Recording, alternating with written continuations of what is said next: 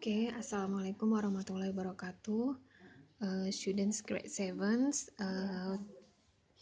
I hope you are in a good condition. And before we start our lesson today, uh, it's better for us to pray.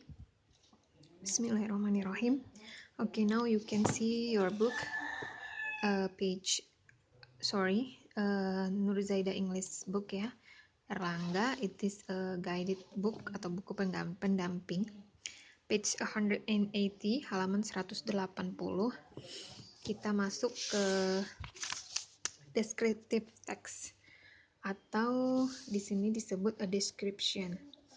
Jadi a descriptive text. Jadi sebelum minggu depan kita PTS, mid semester ya, penilaian tengah semester, ada satu materi yaitu mengenai descriptive text.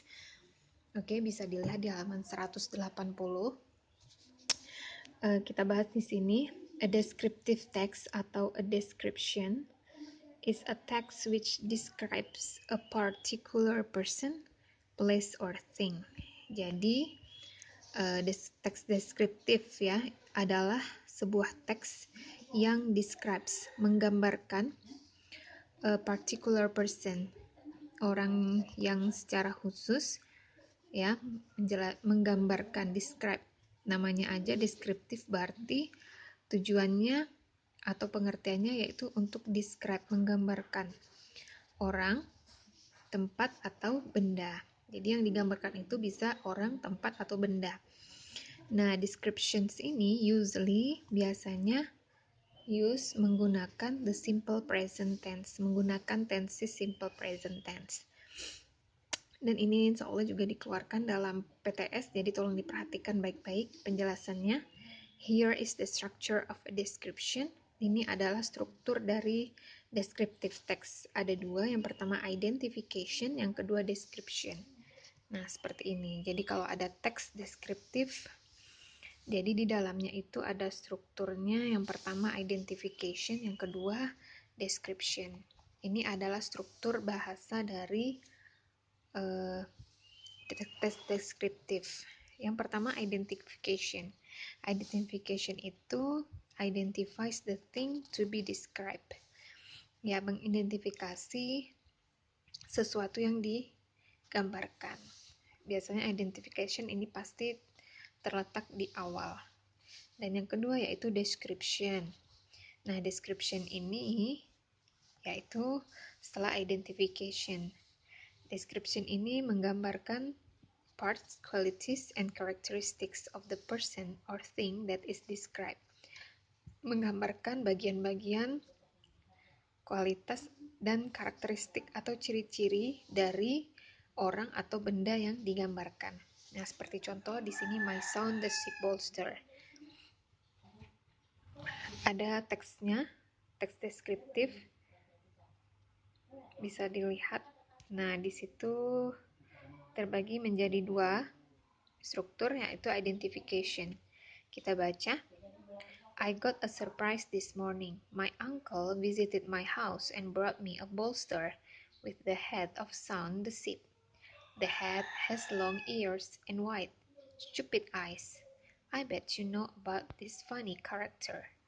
Jadi ini ada dua paragraf teksnya. Berarti paragraf yang pertama itu disebut identification. Identifikasi benda apa sih yang mau digambarkan. Sedangkan paragraf kedua itu berisi deskripsinya, ciri-cirinya. Jadi identification ini yang pertama menjelaskan apa sih yang mau digambarkan. Oh, ternyata dia cerita ada I got a surprise, saya mendapatkan kejutan pagi ini. My uncle, pamanku mengunjungi rumahku dan brought, membawakanku sebuah guling dengan kepala Shaun the Sheep. Ya, pasti tahu ya tokoh kartun Shaun the Sheep. Nah, ini hadiah dari uncle-nya, dapat hadiah guling, tapi gulingnya itu ada kepalanya Shaun the Sheep. The head has long ears and white stupid eyes. Kepalanya ini punya telinga yang panjang dan besar. Ya, saya pasti bertaruh kamu tahu semua karakter lucu ini. Nah, itu paragraf pertamanya, identification ya, menjelaskan apa sih yang mau dideskripsikan. Nah, ternyata yang mau dideskripsikan itu yaitu bantal guling dengan kepala sounded ship ya.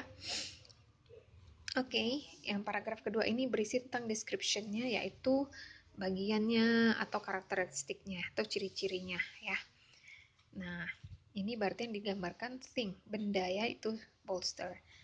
The new bolster is made of soft fabric. It is soft and fluffy like woolen fabric.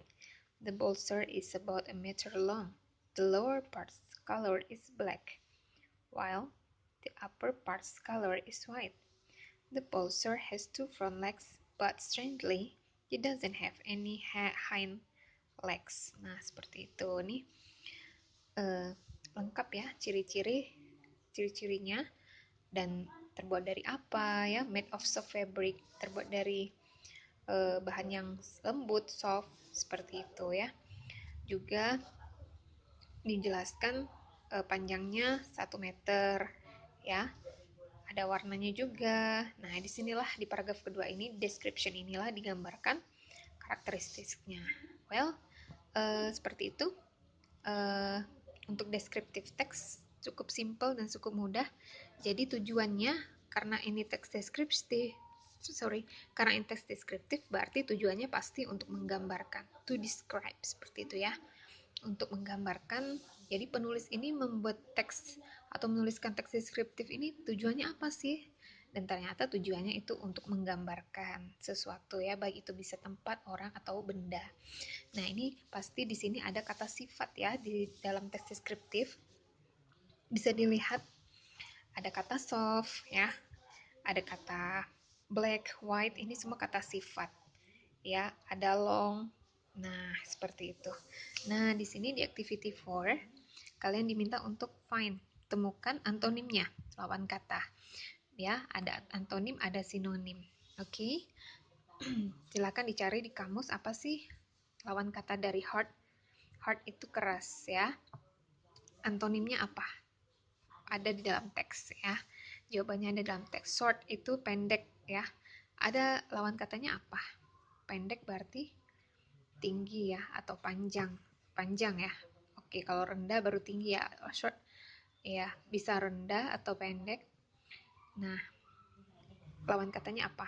Jawabannya ada di reading text ya. Smart ya, pandai, lawan katanya apa? Narrow, sempit, lawan katanya apa? Nah, lawan katanya ini jawabannya ada di bacaan di halaman ini 180. Oke, that's it for today. Itu saja untuk hari ini. Tetap semangat, dan activity 5 Mem Desi minta untuk dikerjakan. Ada satu teks deskriptif ya, judulnya My Sam. Nah, ini ada 3 paragraf, 1, 2, 3. Nah, dibaca dan diartikan. Setelah dibaca dan kemudian jawab, silakan jawab the question. Jawab pertanyaan 1 sampai 10.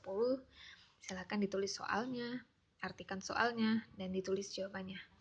Oke, ini akan masuk dalam penilaian Mem Desi ya, karena soalnya 10, kalau benar semua berarti 100. Oke, I hope this explanation is quite clear ya, for you, and I hope you are you will get good score in the next meeting, in the next week yeah, for the PTS. Okay, that's all for today. Keep healthy. Thank you very much. Wassalamualaikum warahmatullahi wabarakatuh.